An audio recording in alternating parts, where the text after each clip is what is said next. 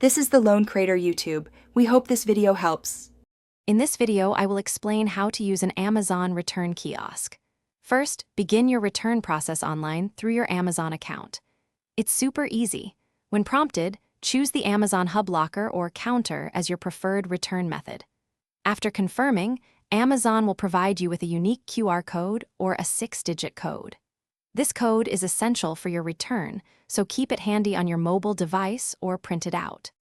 Once you have your return code, it's time to head to a participating store with an Amazon return kiosk. These are often found in places like Whole Foods Market, Kohl's, or other local businesses. Keep an eye out for the clear Amazon locker or counter signage. Before you approach the kiosk, make sure your QR code or 6-digit code is readily available on your phone screen. Now for the easy part. At the kiosk, simply scan your QR code using the scanner, or if you have a 6-digit code, type it in on the touchscreen.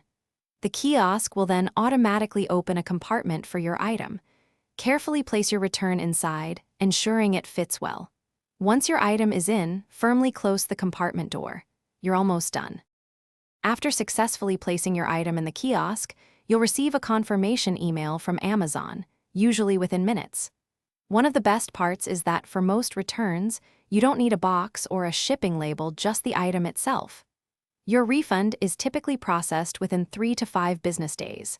It's a quick, convenient, and hassle-free way to return your Amazon purchases. Thanks for watching. Consider subscribing if we helped you.